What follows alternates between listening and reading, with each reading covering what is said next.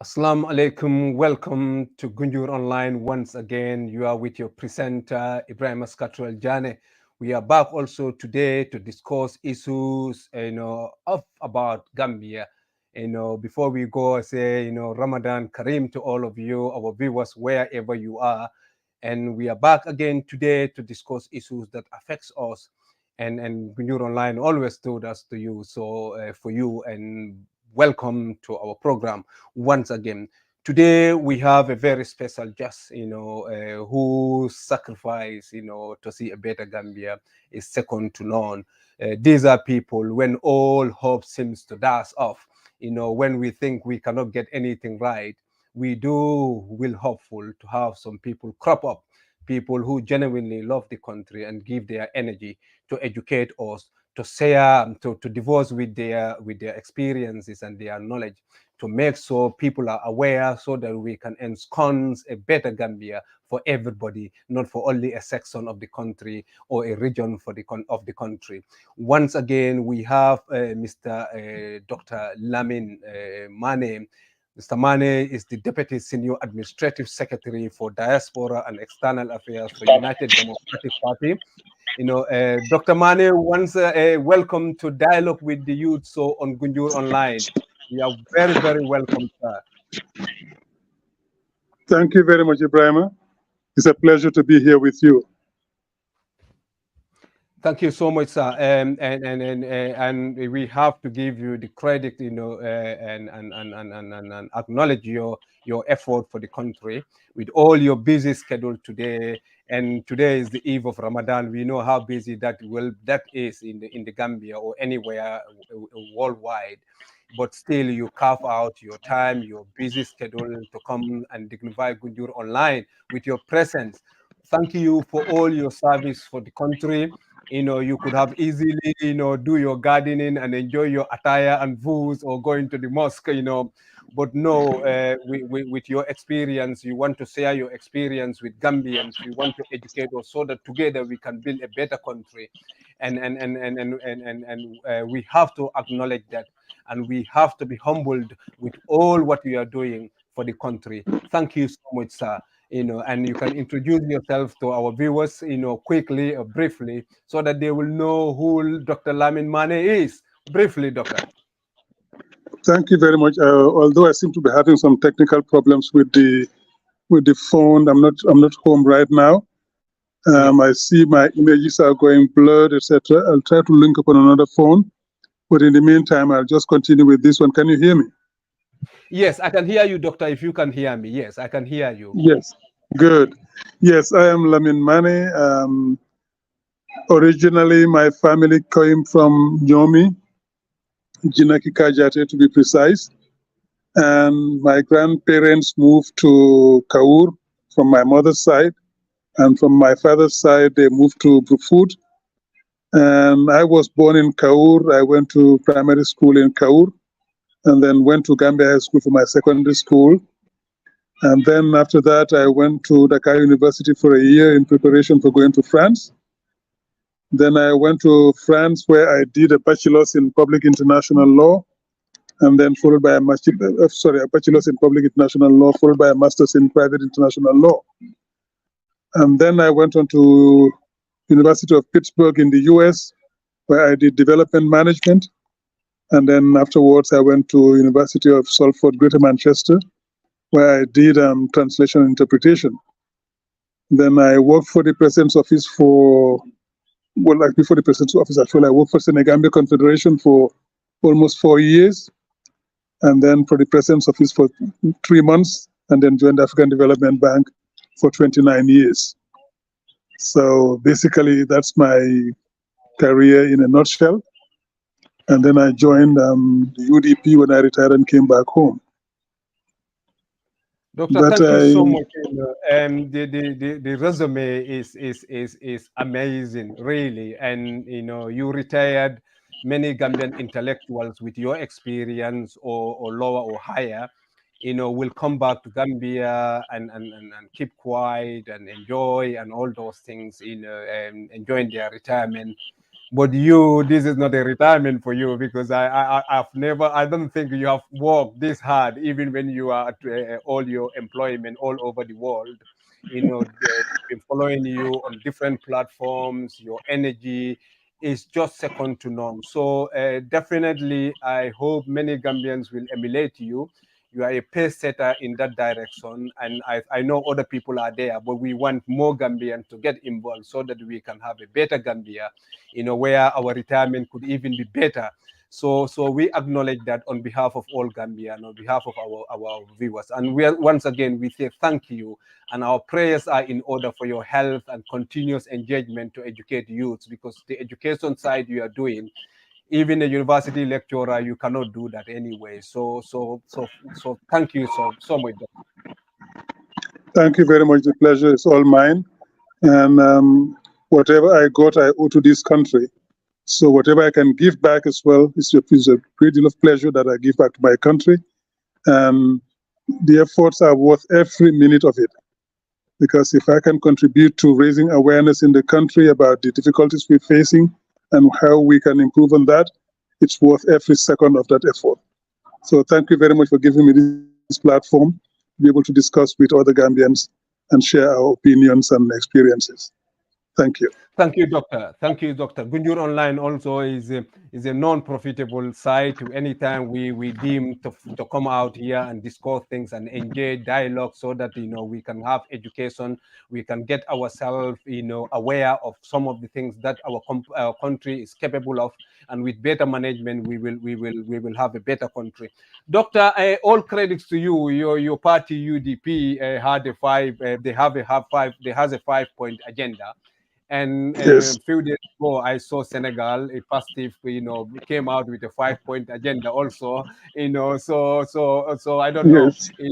what a coincidence anyway. And they are talking about national security, human capital and institutional reform, agriculture and economy and food security, which is in essence agriculture. So Yes. UDP had this, since about nearly about 2 years ago now. So, can you briefly give us the summary, the headings of your 5 point agenda? Because we are going to discuss policies today and challenge you how those Yes. policies be implemented. Thank you so much. So, give us a synopsis of your 5 point agenda. I know there's more in the manifesto, but the key ones that are so crucial to the development of the country, Yes. are those 5 point agendas. So, please let us know those things. Right. Thank you very much. Yes, I saw the Senegalese one coming out, and it's very close to ours. Ours has been in existence for almost 4 years now, and we have basically 16 key priority areas for the country's development, but you cannot do all of that at the same time. So we decided to focus on five particularly important ones, which will be the ones we will work on for the first couple of months or year, or years to try to implement. And those 5 points are: number one is human capital, and number two is skills development and education. Number three is agriculture, nutrition, and food security. Number four is public health. And number five is digital economy and energy. All of those are vital for any country to move forward. One, we have to develop skills and education in our youth to be able to take the country forward, because this is what is going to give us the good doctors, the good engineers, the good lawyers, the good economists, etc., the good carpenters, the good builders, the good everything. The basis is education. Education is the equalizer, which will give every Gambian a fighting chance. So if we give people good education, we give them a fighting chance, we give them a chance to go ahead and contribute to this country's development. So that's why we put a strong emphasis on education and skills development. Everybody might not want to go to the normal education curricula, go to university and the like. Some might want to develop skills, and we need those skills. This could be in agricultural sector, it could be in carpentry, welding, masonry, just name it, any of those skills areas which we need in the country. So we have those two streams: the academic side, where you go onto university and do academic courses, where you go into the technical side, and do technical studies. So those are the two key areas. But so we have called education and skills development, and they are complementary. We need all of them. Once you have that in place, then you go to empowerment of youth, human capital empowerment. So we want to get the youth to be able to get into employment because they have proper training, and if the training doesn't earn them unemployment, they can create their own jobs. So that's where the skills development component comes in. So we can have people who will do be in the sector for masonry, for construction. We can have some in the area of carpentry, in welding, plumbing, agriculture, equipment, machinery, what have you. So those are the technical ones who will go into those technical areas. So if that is the second component of our 5-point agenda, because development for us is all about people. So we develop people first, their education, and then their skills and employment. So the government will accompany them for employment. We'll create jobs for them where we can, where we cannot encourage them to create their own jobs, and you mentor them. You provide education for them to do that. You provide capital for them to start their own businesses. And that capital should go to them at very reasonable rates, if possible, zero interest rate. And then we give them time to develop that, and we get them mentors who are going to help them and follow them all along during their development. So those are the two fundamental pillars of the 5-point agenda: education and skills development and employment and human capital development. Then the third sector is agriculture, because we need to feed our nation. We need to be in a position where we stop importing what we need to eat and we grow it ourselves. So agriculture is extremely important, and it is the backbone of this country, because anywhere from, depending on whose statistics you're looking at, anywhere from 60 to 75% of this population works in agriculture. So that is a fundamental area. We've got to develop that. We've got to give it the resources it needs. And the Gambia, fortunately, is part of those countries which signed the Maputo Agreement, which says that at least 10% of our national budget should go to agriculture. But we intend to give much more to agriculture, because if we have a good agricultural sector, we can do transformation, we can do processing, and we build our industries on the agricultural sector. We can transform our food, we can process it, we can sell part that is not consumed here. We can do things like processing of juices from fruits, and we have a lot of fruits in this country, and we import juices of very poor quality. We can produce them here locally. We can add value. So we'll be on the value chain from the time of planting those crops to the time of selling them in the supermarkets and shops, etc., or in the restaurants. So we want to be on all that value chain. And by doing so also, we produce good quality food, which is going to help our people in the nutrition sector. That is important. So we ensure food security and food safety and food availability for our population. And then we assure that we give them good, nutritious food to keep them healthy and relieve the pressure of the health sector. Now, the fourth point is the health sector. Our health sector is in distress right now. We need as much assistance to give to the health sector, make sure that the health sector functions properly, make sure that the hospitals have adequate medical staff, make sure that they have adequate equipment to handle the cases, and adequate drugs for the people who are sick. So the health sector in our country is in tatters and needs real overhaul and reassessing and re-empowering. So we need to do that. That is the fourth component of our 5-point agenda. The fifth one is energy and the digital economy. We are doing this interview through digital means today, thank God. Okay, and we need to develop that digital economy, and we also need to be able to have energy to power our industries, energy to power our homes, energy to do all that we need to do. Are you with me? Yes, doctor, we can hear you clearly. Yes, we can hear you. Yes, okay. All right. So we need the energy that will power our homes, that will power our industries, that will power our airports and ports and everything, because without energy, you cannot have any meaningful development. Because if you don't have energy, you will not attract industries, because they need the power to function. You need power to do anything in the country. You need power for your ministries to function. You need power for your homes to operate properly. You need power to keep your medication and your hospitals running because you need to have that cold chain. So power is vital. Okay, power is vital, but it goes today with the digital economy. You have to have a good internet service to be able to do what you need online, to be able to access your markets and partners, to be able to do your job online when you don't need to travel. So that is also an essential component. So these are the 5 key pillars of our 5-point agenda. And for us, we need to develop those sectors as a priority, because once we get that going, the country is ready to move. And then we can move to the other 11 sectors of our manifesto. But these are the key priorities that we need to get right very quickly in this country. Once we start with that, yes, we can move to the other sectors. Yeah, thank you, Doctor. You talk about the food security, food safety, to have a good nutritional food for well-being, because if we are healthy, we will less depend on our health sector, and that's also going to boost our economy. They are all linked, as Mr. Koma always says, a chain work.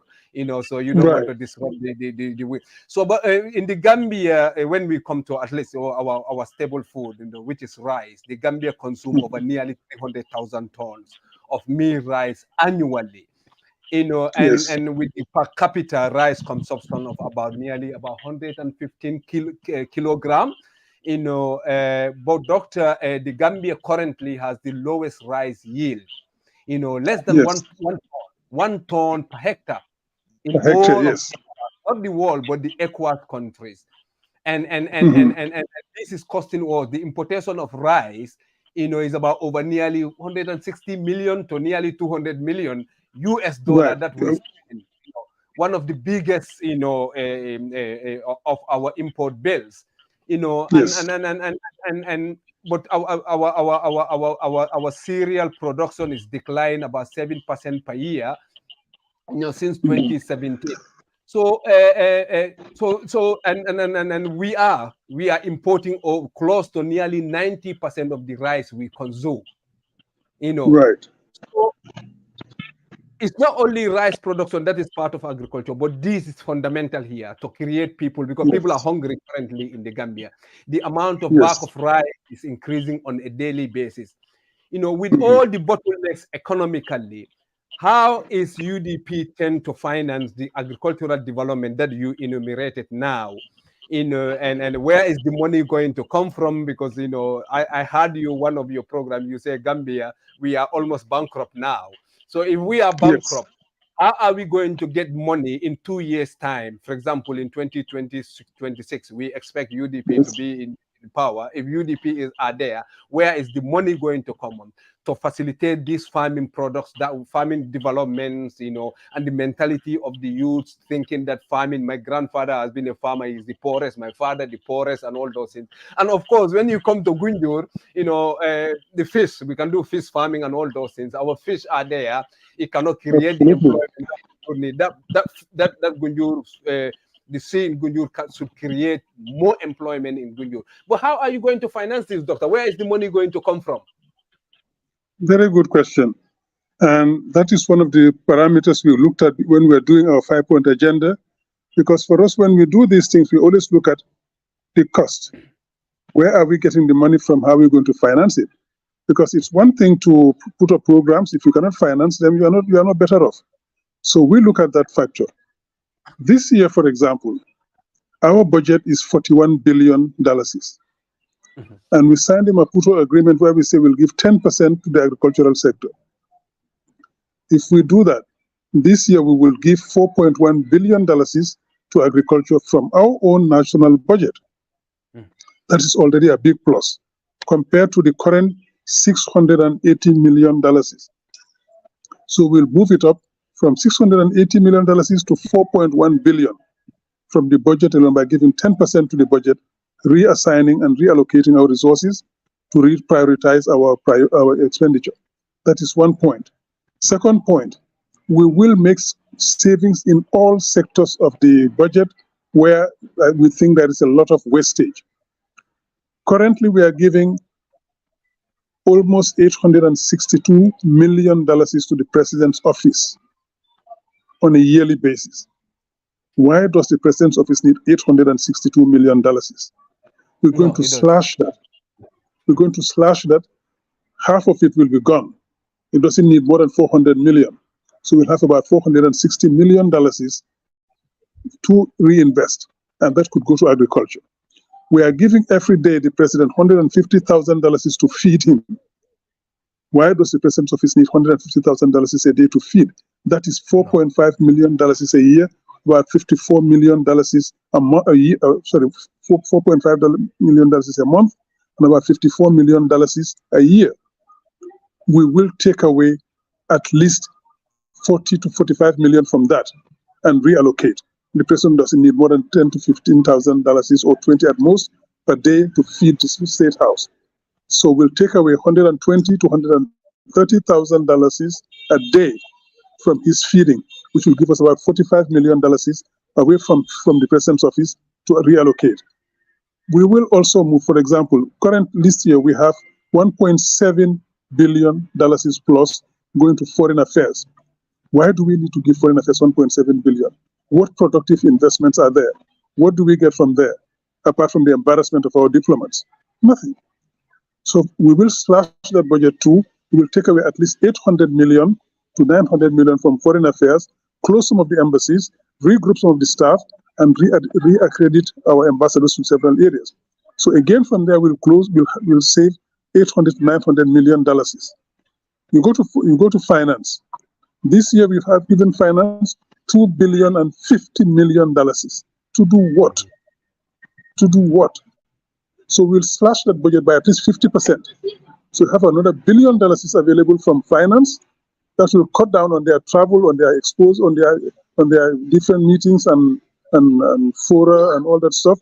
We will cut down on that, and we will be able to save money on that. So we'll save at least $1 billion on Ministry of Finance. So between finance and foreign affairs, we'll have about $1.7 to $1.8 billion is saved. Move on to the other sectors. You will be saving in every sector of that economy. So from our calculations for this year, we'll be saving anything from $7 to $9 billion from the reprioritizing our expenditure. So part of that, we can reallocate 2 to 3 billion from that to agriculture again. On top of the 4.1, we're giving them 4.1 billion from the Maputo agreements, implementation. So agriculture could have anywhere from $6 to $7 billion allocated to it. Sally?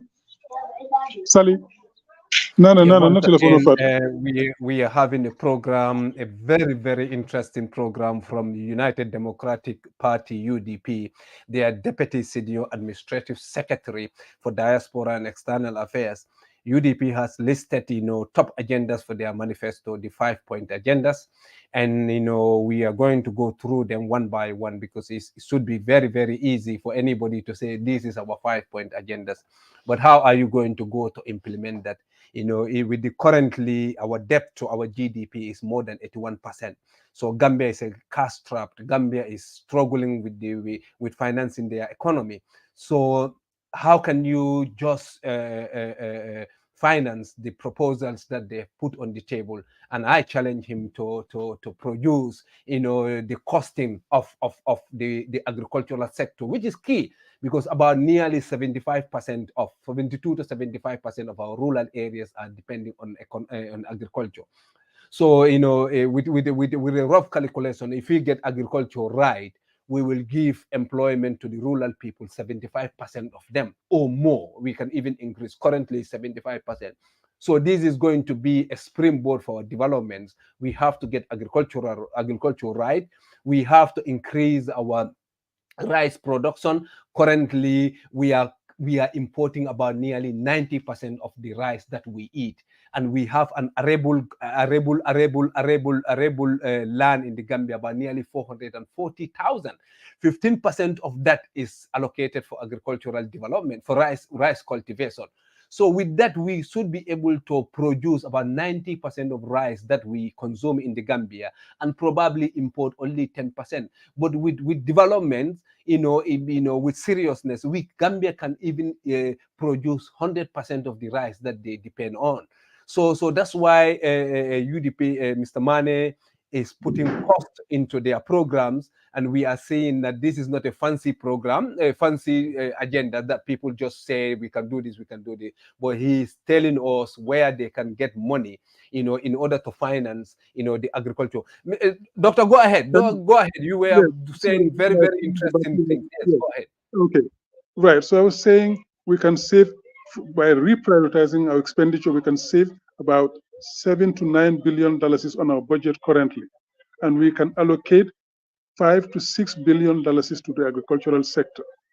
If we allocate $5 to $6 billion to agricultural sector, we can finance a lot of the things we intend to do in terms of rice production, other cereal production, maize, millet, findi, whatever. We can do cereal production. We can enhance it a lot.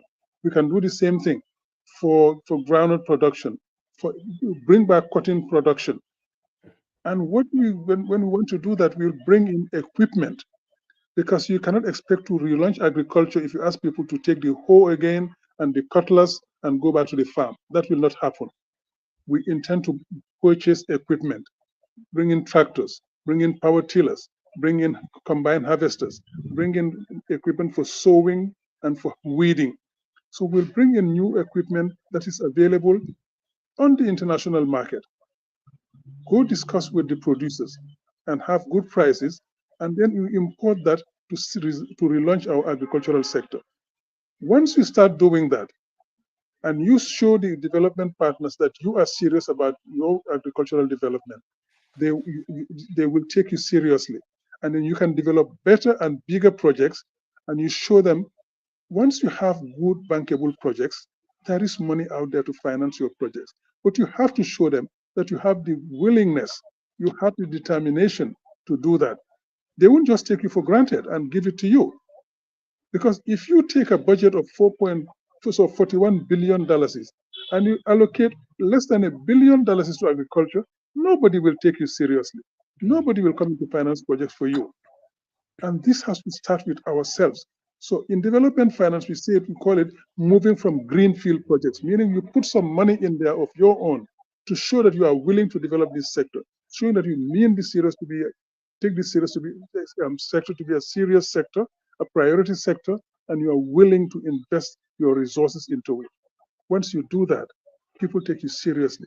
And once you start producing that, you bring in also improved seeds.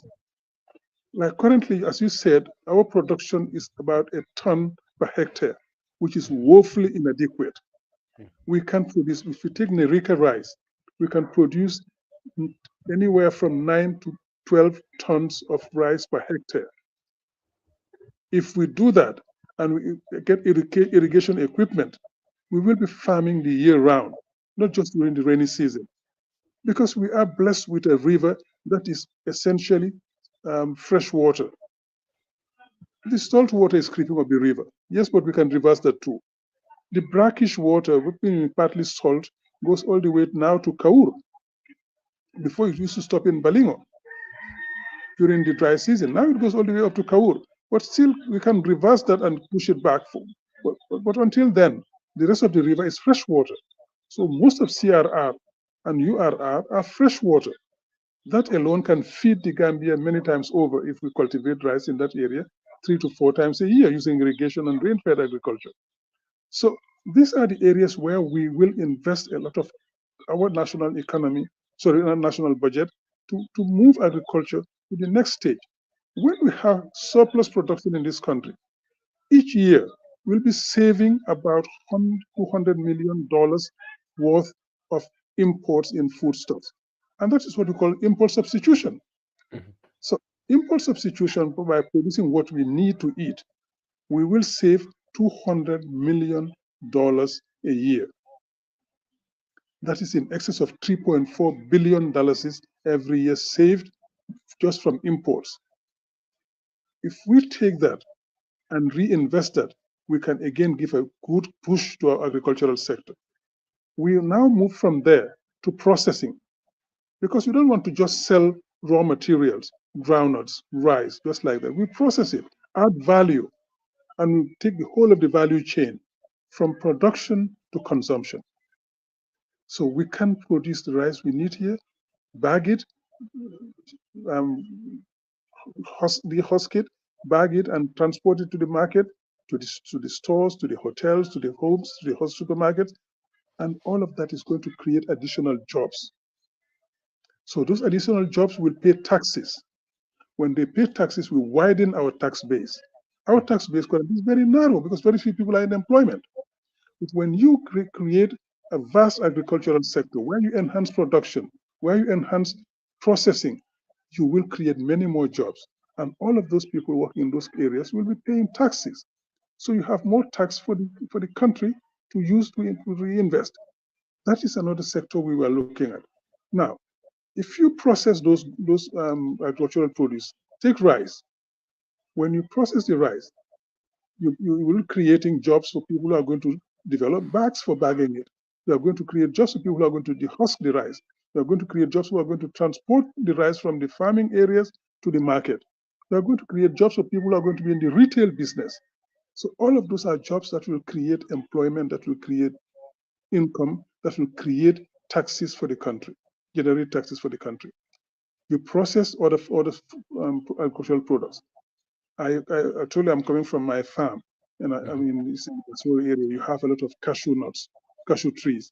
You can use that to produce a lot of juice from the cashew trees. We can use that to produce juice from mango trees, from orange trees, from guava, from anything that grows in this country. We can produce juice. We consume a lot of juice in this country, and often of very poor quality. When we can produce high quality juice at a lower price and create jobs and employment for our people and create additional revenue for the country. Now, in addition to the drinks, all of those cashew nuts, all of those mangoes, oranges, and what have you, you can process some of them and transform them into jam for your breakfast, for the hotels, for the home, right? You can create snacks from them. All of these things are going to create added value, and we will sell those products at a higher price on the national market and international market. So our imports will drop significantly, and at a point where we will not import any of our food. We will export the surplus, which will create additional foreign exchange for the country, and will create more jobs for the country, and will strengthen our dollar. Because the more we export, the more real economy we have from processing and from industrial development, we will create a stronger dollar. Currently, the dollar is depreciating every day, which is adding to our troubles, because the weaker the dollar, the higher our import bill, the higher the amount of money we pay to service our loans and debts. All of that can be mitigated if we get the dollar stronger. So you see, it has a virtuous effect, a knock-on effect. Develop agriculture and you create a virtuous circle all across. The same thing goes for poultry. Currently, we're importing large amounts of poultry into this country, and a lot of it is coming from abroad, from very far away lands. How sure are we that the cold chain is maintained by up to the time it gets here? If the cold chain is broken, we risk food poisoning, and we don't know how much growth hormones and antibiotics are being fed to those poultry. So we import all of that, and it's going to affect the health of our people. So if we produce them locally, we have better quality poultry, we have more healthy poultry, which don't need so much of a cold chain to get to our tables. So we are producing better quality food, better nutritious food, and better healthy Gambians will result from the quality of the food we give them. And the more quality food we give, the more nutritious food we give, the less people will be sick, and the less money you spend in hospitals because you have to cure them. Again, the virtuous circle being created there. That is another part. Now, you go to the fisheries sector, for example. You talked about Gunjur. Not only fish farming, but fishing from the sea. We renegotiate our fishing contracts with our foreign partners and make sure that part of the economic zone is reserved for the Gambian fishermen. Okay, our exclusive economic zone, or EZZ, that is reserved for the Gambian fishermen. So we produce fish from that area. We keep the supply of the market. The market will be well supplied. Our people will have jobs. Our youth will have employment, and we will be able to finance that fishing also by buying them small trawlers and good fishing vessels and equipment, and you give it to them at interest-free with interest-free loans, and you will create jobs again. You will create a business. You will create an industry. We can process part of that fish. Eventually, we can start processing into sardines, because a lot of sardine in our sea. We can process other fish into all sorts of things that we can sell on our local market and export. So again, the potential is here. It's just a question of prioritizing our agricultural sector, because we consider the fisheries sector all as part of the agricultural sector. We don't need to divide those ministries, create more ministers and more expenditure for the state. We can regroup all of those into one ministry, create less ministries, less bureaucracy, less expenditure for the government, and more money to invest in productive sectors. So again, Yes, by doctor, you touch one important issue before you go very far from it. Anyway, that's it. To renegotiate our fish contracts and all those things with other partners that are fishing in our sea. And yes, our sea is not also controlled. Any trawler can easily get in. It's very, very porous there because there's no yes, check and balance there. Can mhm, can you promise us here that UDP within a year will renegotiate those contracts, and possibly also because we have our sea area that is definitely rich and fertile for birds watching, for other animals, and for our tourism development. We will not put like fish meal companies that smells a lot, like in the case of Gunjur, that is sitting where people do, where many people, we have a lot of motels closed because of the golden lead there. The smell is too bad and all those things. We have no problem for investments to come, but you don't bring investment and kill tourism, which is very, very crucial, yes, for economy. Probably we can farm. You have an industrial area for fish meal companies to relocate and leave the seaside, our tourist development area, and leave that for tourism and recreations and people's enjoyment and all those things. Because you cannot have hotels and motels and fish meal company that is smelling like nobody's business. So is UDP going to look at that and see what is best for the country and implement that? I don't want to put duration there, but we will expect probably the first 3 months or 100 days. In Yankuba did a lot of things in 100 days within his chairmanship, or probably a year to renegotiate it. Because, doctor, tuna here, a small cut tuna here is ton of money. So if people yes, are facing our tuna in Gunjur, in Tanje and Tujereng and all those things, and you see how Gunjur is, how Tujereng is, how Sanye is in terms of poverty, that yes, really begs some question. What are we doing? So yes, it's just finding a commitment that UDP is going to renegotiate those contracts and see, produce probably an industrial camp or industrial area. Is in UK here. Many places you have industrial of similar magnitude will be in that place, but you cannot go anywhere in UK where their tourism and recreation area. You have a fish mill there, with the yes. noise, with the pollutions and all those things. Doctor, what's your thought there? Oh, absolutely. We will review all of those fishing contracts and renegotiate. We might not be able to do all of them in 100 days because we have to audit and see what is there, what kind of contracts have been signed. Some of them you can renegotiate very quickly. Some might take a bit longer because it depends on what the current government has signed. And they are not very well known for being transparent. So Mhm. all of those documents are kept very secret. I don't know why, because they are public documents. They should be available to all of us. But we will audit all of that. We will review them, and we will renegotiate those contracts. We want investment from abroad, yes. We want people to come in, yes. But that should not kill our local economy. That should not kill our local businesses. That should not starve our youth and our fishermen from, because what we get now, the trawlers that come, they just drag everything in the sea and take it away. So our fishermen don't have fish to produce and to sell to our local market, on our local markets. So fish has become extremely expensive in this country. It has become a product for only the wealthy. So we want to change that state of affairs, and we can do it if you allow our fishermen to operate in our exclusive economic zone. Beyond that, we can have, because we have a 200 nautical mile seaboard, beyond the exclusive economic zone of 12 kilometers, 12 miles, nautical miles, we can have the other companies coming in to fish wherever our people might not be able to fish. So we have to redesign the area and reallocate it so our people will be able to fish in up to the 12-mile area where we will be able to have protection for our fishermen who will be able to produce enough for the local market to develop their own families and their businesses and produce enough and affordable fish for the local population. Yes, we will do that. And we will set up processing factories, not in the tourism development area, because the TDA is supposed to develop tourism. Now, if you put industries that are going to pollute, that are going to make it difficult for tourism to develop, it won't happen. But more importantly, beyond the tourists, local Gambian population, that is our primary priority.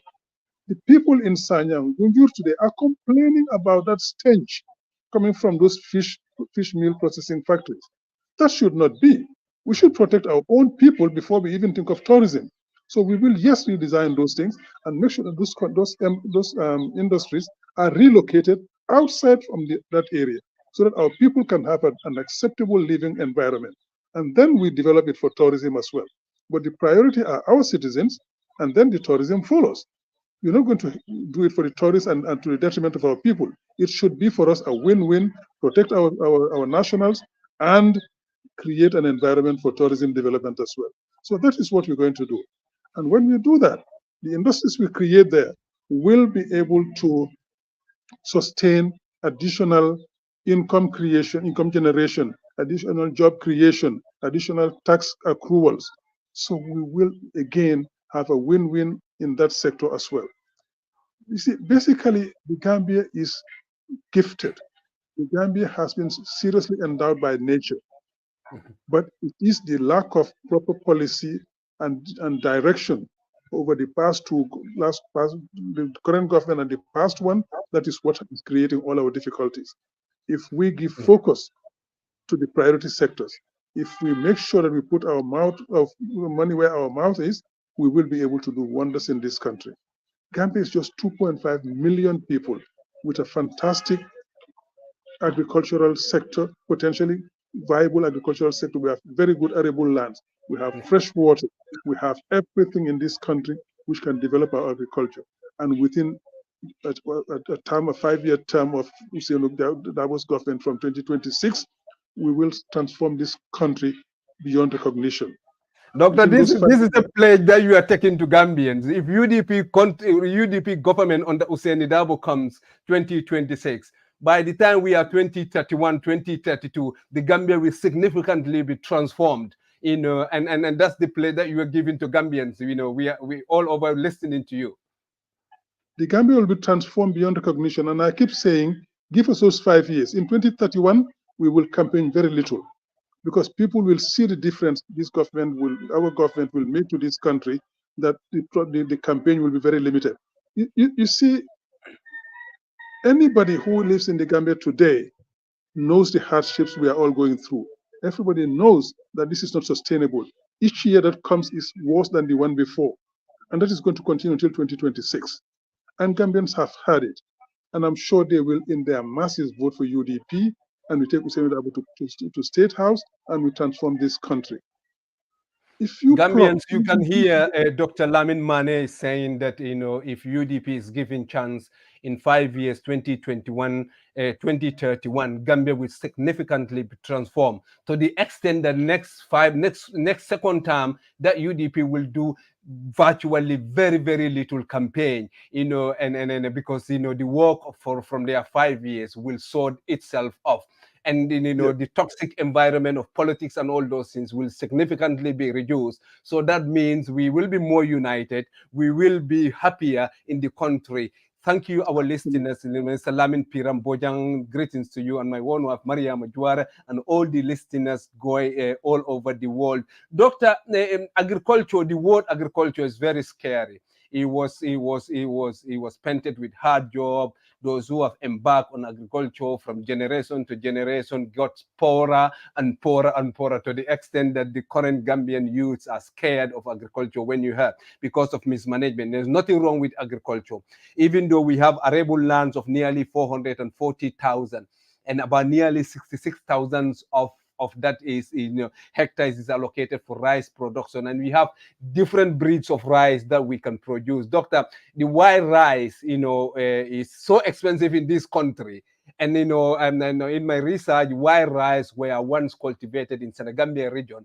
But go to any of the six shops here, Tesco, and just a 1 kilo bag of white rice is a lot of money here now. People want to eat healthier, and our rice is very fibrous. It's a lot of fiber that our we produce locally, less starch, very healthy. And we go to Tesco, we see mangoes from the Gambia. Now the monios, the findos, the chagris, and all those things are all imported here.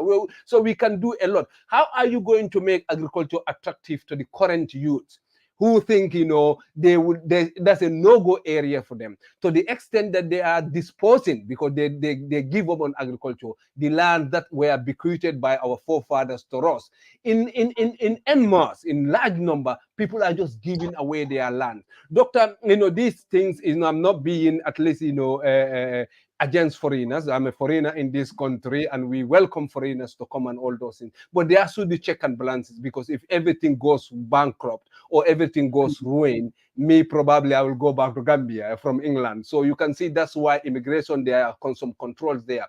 But our lands has been, people are buying our lands, just Yes. buying lands, because of the youths are so desperate. They think there's no way for agriculture for them. People just come and buy lands and all those things. How are you going to make agriculture attractive for these youths? Because if it is attractive, they will not dispose of their lands easily, like how and cheaply how they. And is UDP going to regulate this? Because how land is going to people who definitely, with Gambia ruin, they're just going to pack up and go. We encourage investment and all those things. There should be check and balance, like any serious government in the world. But thank you, my Dr. Bob Toure says thank you so much to me and to yourself. He's my respected brother in Finland. Greetings to you, Bob. Doctor, these are very, very important. How are we going to protect our land? The arable land, because no matter how we want to do agriculture, we have to have a land to do farming in.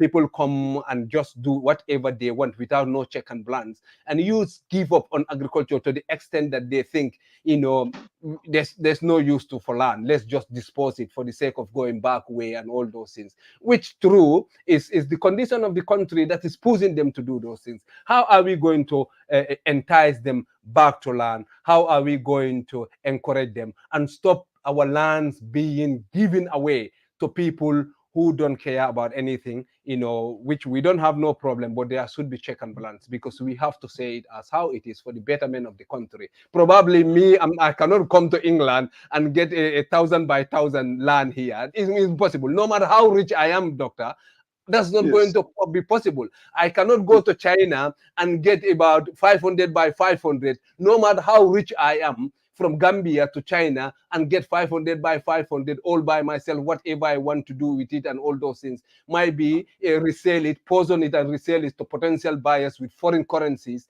and we lose those lands completely. So we are talking about agriculture and agriculture, but our lands are going so fast to the extent that by the time we get it right, if we don't have UDP government, as you said, they can develop the country within 5 years, transformably. Those lands there will be no land to do agriculture. Go ahead, doctor. Absolutely. Go ahead. Absolutely. You've hit the nail on the head, because agricultural land is the basic product and input which we would need to develop agriculture. If we sell off all the land, we won't have any land to develop again to do agriculture. So one of the things which we will put a moratorium on the sale of land to foreign interests, because there are people who are coming in to invest in the agricultural sector, and we welcome it. But we will regulate that so that we don't get some of the land are being bought by speculators Yes. who are not even developing for agriculture. They are speculating on the land, and these are usually prime farmlands which are being sold to those people, and they just keep it in reserve for whenever they need it. That will not happen. We will put a moratorium on that kind of investment. Those who want to come and invest in the agricultural sector in the country will have to partner with Gambians, one. Two, we will make sure that there is knowledge and skills transfer to the Gambian youth who will be working with those people. But beyond that, and more importantly, we're going to empower the Gambian youth to go back into agriculture, into farming. You will not do that, will not make that happen if you tell them to take a cutlass, a hoe, or whatever and go back to the land. They won't do it. Nobody wants to do back-breaking job to produce food, which is going to be so little in terms of output that you wouldn't make a living, you live a miserable life. What you want to do is, one, create an agricultural bank which will finance agricultural development in this country. It will go to the people in the agricultural sector, not people who are masquerading as farmers and taking the money and going to do other things. So it will go to people in the agricultural sector, preferably the youth and the women folk. We will also create a youth fund, which will fund youth development and entrepreneurship in different sectors. Agriculture should not just be farming, it will be transformed into agribusiness. So we will encourage these people, these youth, to go into farming because we'll provide them with equipment, we'll grant them loans almost interest-free, and we will encourage them to go into agriculture. We will help them set up industries through cooperatives or through their own to be able to process their food. Government will step in to help them for the first couple of years and gradually hand over to them so that they run their own businesses as entrepreneurs, as agribusinesses, produce the food, process it, sell it, export it, and make a living. Agricultural workers should not be poor. There is absolutely no reason for farmers to be poor in this country. A farmer who can have a hectare of land and produce 9 to 12 tons of rice per harvest, and we can harvest rice 3 to 4 times a year if we do irrigation. But just say 3 times a year. If you can produce 9 to 12 tons of rice on your farm every harvest, you're talking of 27 to 36 tons of rice per hectare. If you produce 27 to 36 tons of rice per hectare in a year, you will not eat more than 2 to 3 tons with your family. Even if you're a drame or a fatty or whatever, or a jawar, you will not eat more than that. So you will have close to 25 to 30 tons of rice to sell every year. Okay? So you will be able to create a lot of wealth from that. Now, imagine you have 1 ton of rice, just 1 ton of rice to sell. That is 20 bags of rice. If you sell even 20 bags of rice, even say, let's say even $1,000, this is $20,000. So if you produce 27 to 36 tons of rice per year, so that's $20,000. At $1,000 is a bag, huh? That's 20,000 by 25 to 27. So you're looking at a wealthy man already. Yes. In a year, that person will make close to more than $500,000 in a year after taking his own food from it. So if that person is able to produce 2 to 3 hectares of rice, you're looking at a wealthy man. And that is the same in all sectors of the economy. If you produce poultry, you sell them after 6 weeks. So if you have 2 to 3,000 chicks per year, per 6 weeks, you see how much poultry you can produce in a year, how much you can sell. That poultry farmer is rich. The same goes for ruminants. You know, goats, small ruminants, particularly goats and sheep. Same thing for bigger ruminants, cattle. Any sector that you take with the proper investment, you will have jobs which are not back-breaking. Once again, we are on Gunjur Online Dialogue with the Youth, so with the Deputy Senior Administrative Secretary for Diaspora and External Affairs of United Democratic Party. Greetings to my own brother, Usman Indiana Toure, and all the viewers and those who are coming to view this program later on. We are having a policy analysis, and challenging the UDP, Deputy Senior Administrative Secretary for Diaspora and External Affairs, to digest on the five point agendas that they put on their manifesto. There are other agendas there, But the 5 points are the most crucial because that internalize everything that our Gambian economy and development requires. So Mr. Dr. Lamin Manneh is here to give us a diagnosis of those. You can hear from him. Not only UDP came out with a manifesto that they campaign on. But this manifesto in terms of agriculture that we covered is all costed where the cost is going to come from. So you can see whether it's going to work or not, I'm not sure. But there's a hope there that this manifesto is being post-mill. There is a lot of post-mortems there, and they post-mill it into groups and groups, and how they are going to implement it, how they are going to finance that. So definitely that is very, very convincing. Any political party that comes with a manifesto, you have to tell us how you are going to implement, strategize it, and of course you are going to finance your strategies, because currently Gambia's debt to our GDP is nearly 81% or more. The economy is failing, the tax base is very, very, very narrow, corruption is endemic. So in the midst of that chaos, you have to have a strategist or a manifesto that's going to Hello? cost all this, one way or the other. So we I think doctor is coming. These are some of the things that we are talking about in the Gambia, because it seems at the moment we cannot get anything right. But from the one fundamental thing that doctor mentioned that should encourage everybody is within 5 years, UDP can change Gambia fundamentally to the extent that the next term, after their first 5 years, they don't need to campaign that much, because the work that they did will campaign for itself. Doctor, you are what you are saying, is fundamental.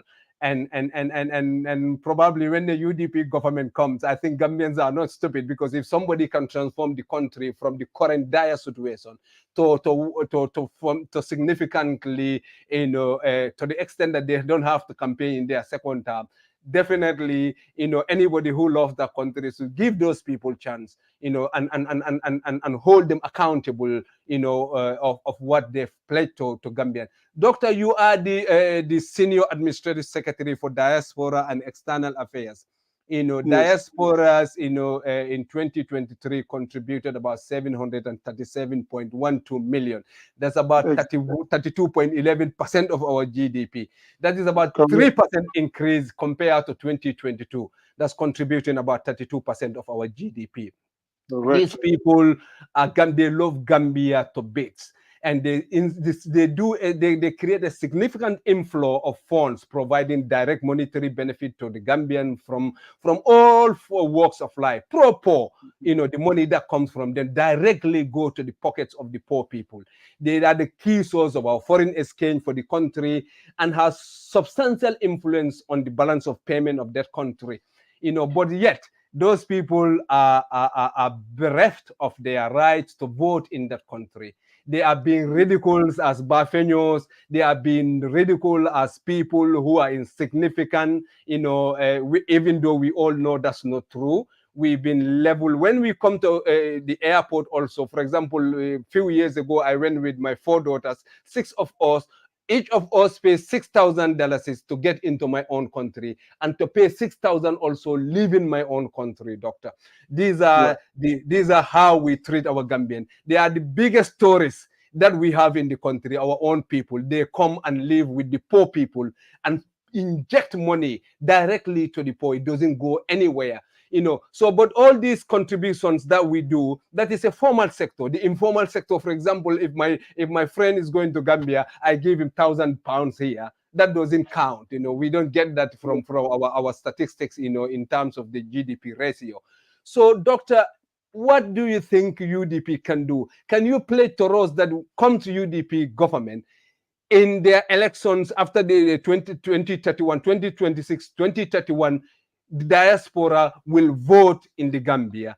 Two, the diasporas will be respected. Three, the diasporas will have diaspora minister in the parliament who will work and who will push for our agendas and what diasporas are going through. Senegalese have the diaspora ministries here. Their governments, they have representatives there. They can have Senegalese birth certificate in their embassies. They vote here, and many, many other countries like Janneh and now coming, and myriad of companies. We help in the eradication of poverty in that country, but we are insignificant. We only come when we are coming to Gambia, doctor, is about prostitution. Diasporas are coming, girls be taken care of, be careful. Diaspora is just unbelievable, doctor. The denigration for diaspora, compare that to the development that they shovel back to that country and the love they have the country. Gambians are like no other diaspora countries in the world. The love they manifest to their country and the willingness to contribute to their country.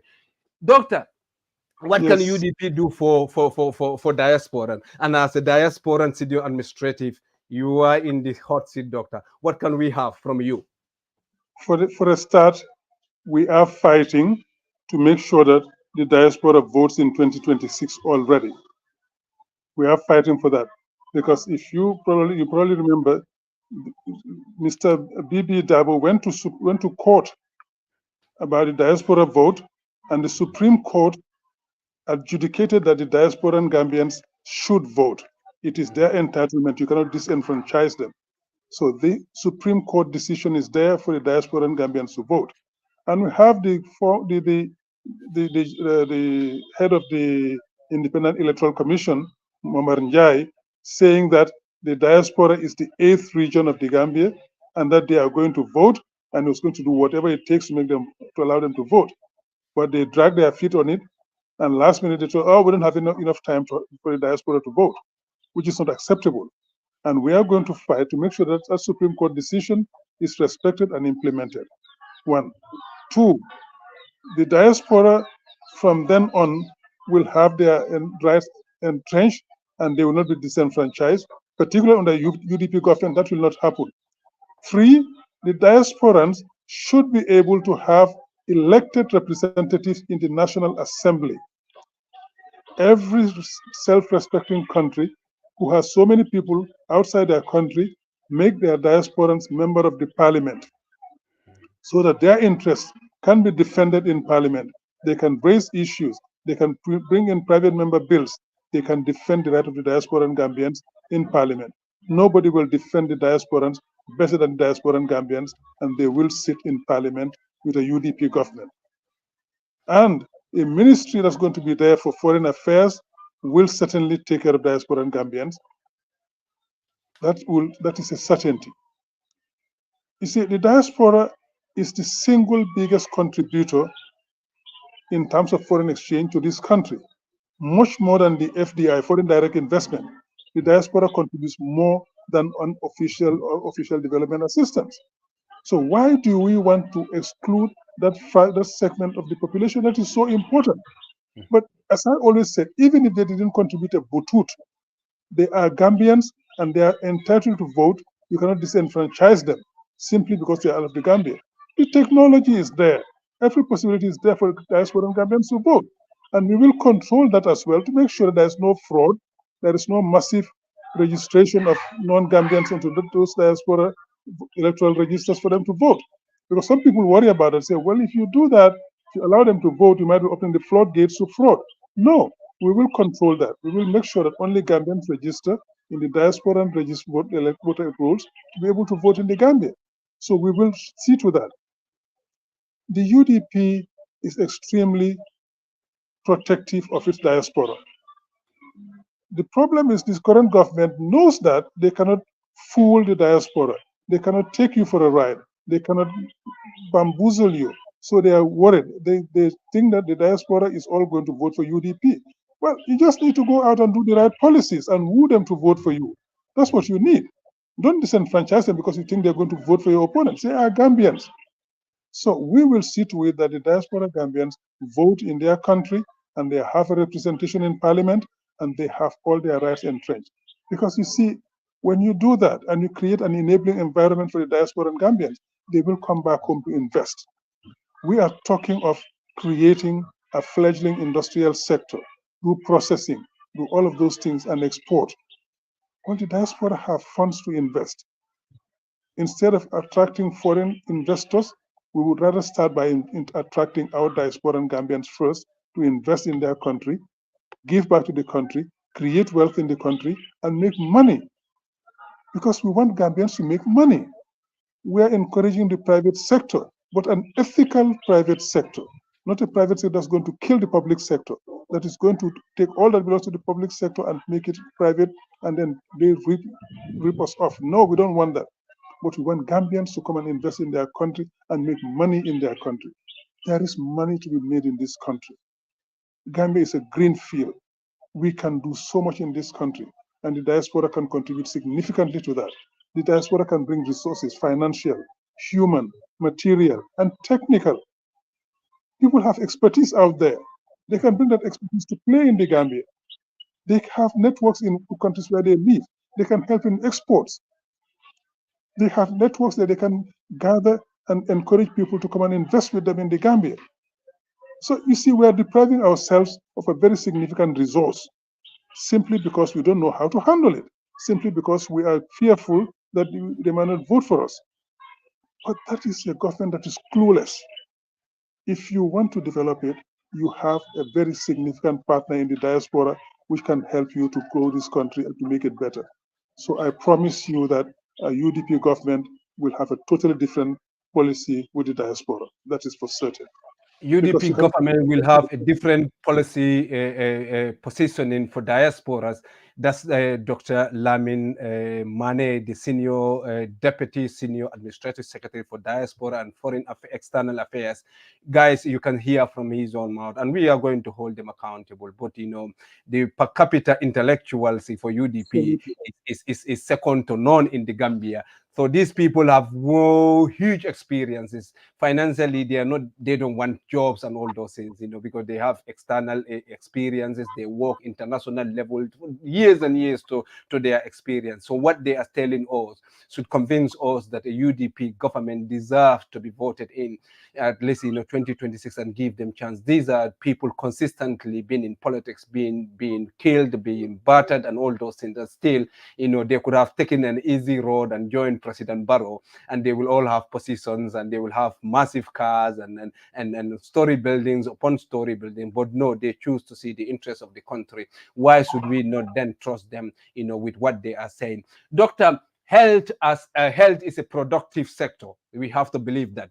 It builds human capacity, human capital. It reduces poverty and inequality. It improves workforce productivity and provide employment for us, because a healthy mind is fine in a healthy body. And then, Yes. we have the Abuja Declaration that become a rallying call to mobilize more resources for government coffers for the health sector. But we have the low budget allocations in the health sector, and the wastefulness and the corruption that is happening there, and the bureaucracy in the Gambia, to the extent that people are dying en masse, women giving birth. About nearly 600 people per 100,000 Gambian women died yearly at childbirth. Basic things like blood, giving blood, and all that. To the extent that the C-section becomes a death trap for women, anybody that they say operation don't want to go through it. But not only that, currently, the exuberant amount of money that people pay scared them from the health sector. Nobody respect patients when they go there because they cannot pay. There's no water scarcity in the hospital. Electricity goes off while on operation theater.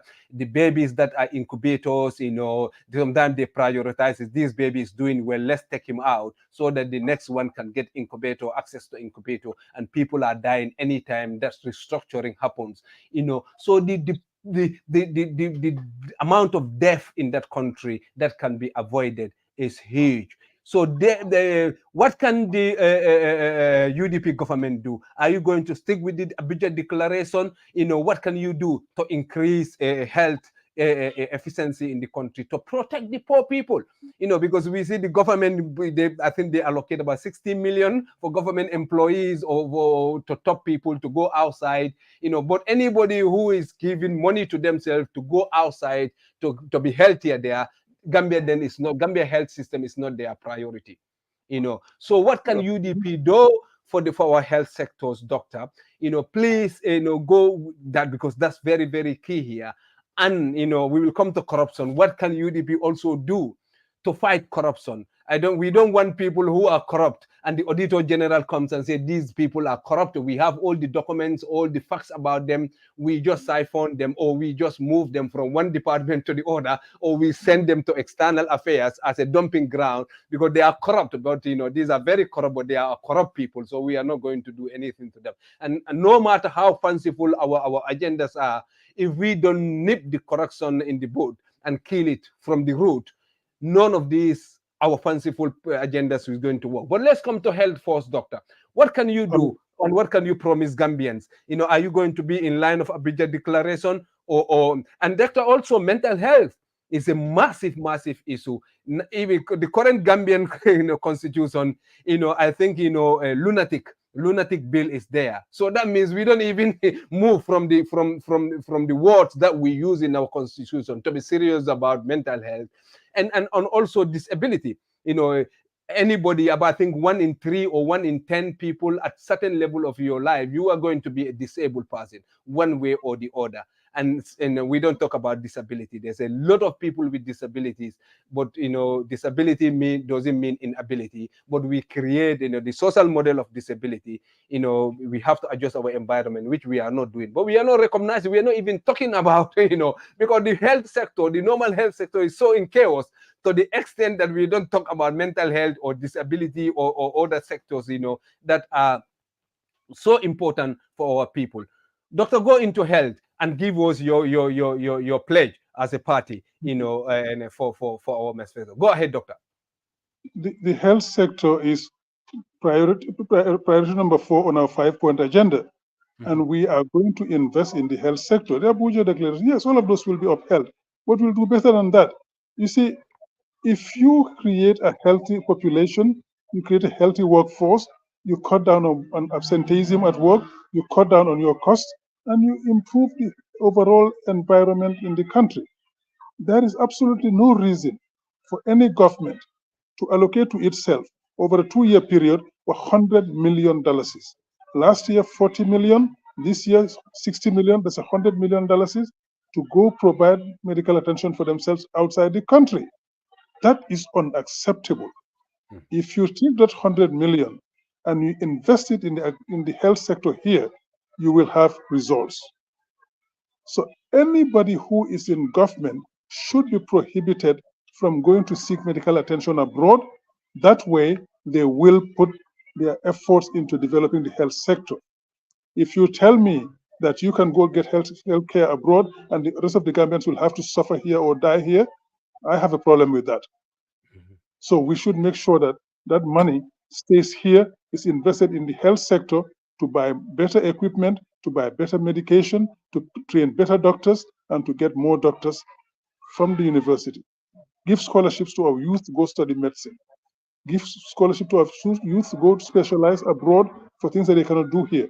Buy more medication for the sick. Buy better health facilities. Just name it, from the scanners to the X-ray machines to the dialysis equipment and ambulances. All of those things are missing in this country. At one point, RBTH had only one functional ambulance, when private clinics are having three, four ambulances. That is unacceptable. You have hospitals here where people die on the operation theater because power has failed. That is unacceptable. When they are just a stone's throw from the state house, they should be connected to the power grid of the state house and have constant power supply for the hospital. They go without water for days and weeks on end. How does anybody justify that? Poor investment, poor prioritization. But more importantly, as you said, the corruption. The corruption is what is killing this country. The amount of money we allocate to the health sector every year, we should have results, not the poor conditions we're having. I go to hospitals here. You find 2, 3 babies in an incubator. You find 2, 3 mothers who have just given birth sharing a bed. You find 2, 3 patients sharing a bed. Some are lying on the floor. Now, how can anybody with a conscience look at that and say that's normal or acceptable? Under UDP government, that will not happen. That will not happen. We will not do it overnight. because the demands that these people have created is enormous. The rot in the health sector is enormous. So we will have to get the priorities right, refund that sector, get funding from abroad, but start with our own resources, and then plug all of those loopholes to which corruption takes place. Because today there's such a huge amount of corruption and impunity to go with it. So corruption is killing this country. Each year we are losing in excess of $3 billion official to corruption. Now, if you take the unofficial corruption, we are close to $10 billion that we lose every year to corruption. All of those things can go into this economy to make a difference. And here I'm being conservative because we have to stay credible with the figures. And these are the conservative figures. And this is what is killing this country. Every year, every time the Auditor General comes up with his report, you see hundreds of millions of dollars disappearing from government services. And the president looks at you in the guy and says, it's an opinion. No, audit is not an opinion. It's a scientific work done by very serious people using very serious methods, and we know how it works. They do their investigation, they submit it to government, say, this is what we found. Can you prove us we are wrong? And you give us the reasons why we should change the audit report. If you provide evidence, you do what is called a management response, and they look at it. If they see they've made a mistake, they correct the mistake.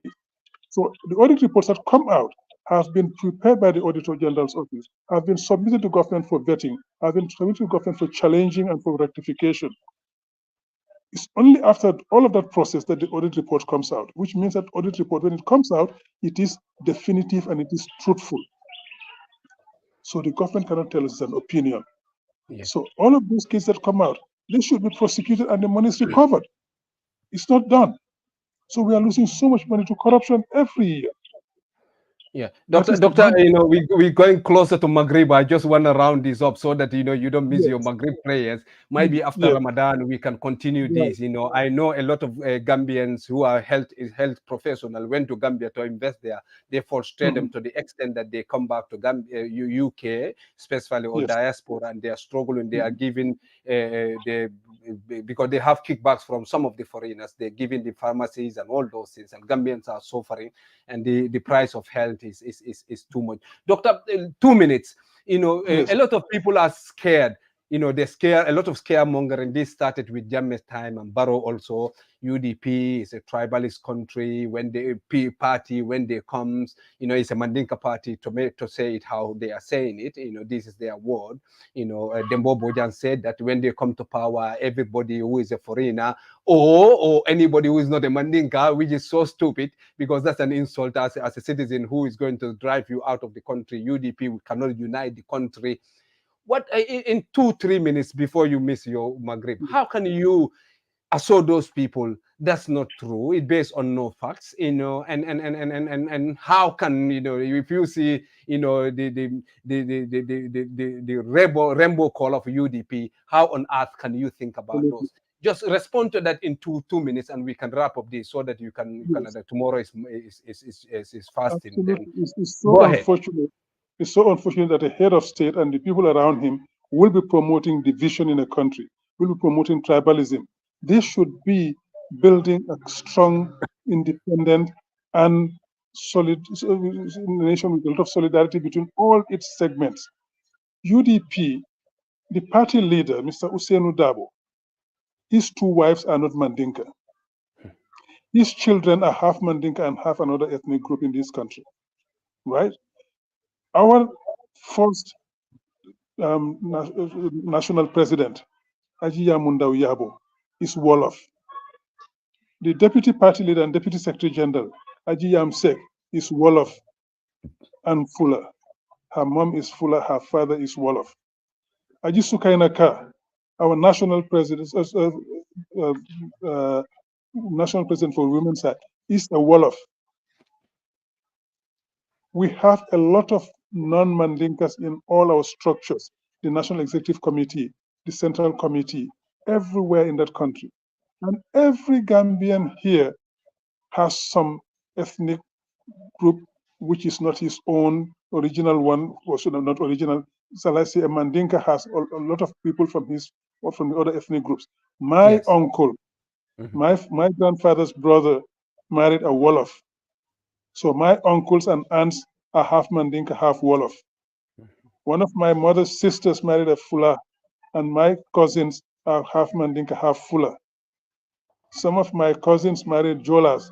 We have look, there is an ethnic mixture in this country, and that's what the Gambia Definitely, is all about. So how definitely. can you expect a UDP head of party, Hussein Dabo, or his surrogates, or other people working with him to be tribalistic? It doesn't make sense, and it's anachronistic in this country. Yeah. We are a melting pot. We are a country that loves each other. We've lived in harmony all along. But these people coming to power. This started with Yahya Jammeh. We didn't Yes. have that in the Gambia, and it's continuing with Adam Barrow and his government, pushing the tribalist sentiment in the country. We should be bringing our people together. Gambia needs all its children Yes. of all Yes. ethnic groups, of all religious denominations, from all the regions of the country, able and disabled. We need everybody in this country. We cannot build a country by excluding some of its sons and daughters. A Gambia without Fuller is not Gambian. A Gambia without Wolof is not Gambian. Without Manjako, Serahule, Mandinka is not Gambian. Mhm, We need mhm, all of these people. My wife is half Fuller. mhm. Yeah, doctor, I think I will relieve We you need so that you all. don't miss the Maghrib prayer. Definitely after Ramadan, this platform is your platform. We will come more and analyze more into the manifesto, because I read the manifesto and there's a Good lot of plan. things that are there that people need to know beyond the 5 point agendas. And my paternal grandmother is a fuller from Kosemar. So as Wonderful. you said, so Very good. just because my surname is Janneh, if you think Janneh is only Mandinka, you miss the point completely. So that's how Gambia is. So for anybody to think about these nonsense things, I think any Gambian should fight against all these nonsenses, and we Right. focus on Absolutely. development and our priorities and what leaders can deliver for the country for the betterment of other. Doctor, thank you so much. Really, really, really, and argue without no doubt. One I of the should be saying finest thank you. minds of the country. Not only that, Thank you. because there's a lot of people who might be better than you and all those in doctor, but your willingness, even after your retirement, looking for nothing but to give back to your country is Right. just fine. And to dignify our platform with your presence, we've never met. I just call you and you said I'm going to come. Even that humbles me. I only hope a lot of our intellectual, a lot of our experienced people that are there can come up and we can dialogue, because through dialogue we will understand each other better. We will know our priorities. Our only target is for Gambia to be a better Gambia, so that anywhere that we are going through blue seas, people who are going and get trapped in diaspora, they can go back in their own home. There's nothing better than being with your own people and giving your bit to people. Just in the midst of being your people, you are a role model. Doctor, we are following you and you are educating us like nobody's business. Wherever I heard that you are going to go, I just make sure I listen to that program, even not live, but I go over and listen to it. The inspiring that we are doing across the world, wherever Gambians are, probably you don't know and you will underrate that. But we value your contribution, not because you are UDP, but you are educating the country. So that is very, very key here. Once again, greetings to our viewers wherever they are. Ramadan Karim to all of you. I know the Samates, the Kamaras, the Cises will not go into fast tomorrow. But please, don't be scared. Ramadan is not going to kill you. It's going to come and go. Greetings to you, my brother Bob Toure, and all the listeners. Bob says we should all converge in Barcelona for UDP's 2024 conference in August on the 3rd. Greetings to my boss, Lamin Janneh, who is our technical genius behind us, and all the listeners. Until after Eid, we will come back and resume our program. Probably we will come and do some Islamic program during the Ramadan, but the full force of analysis and all other Gambian current affairs will be discussed, after the Eid.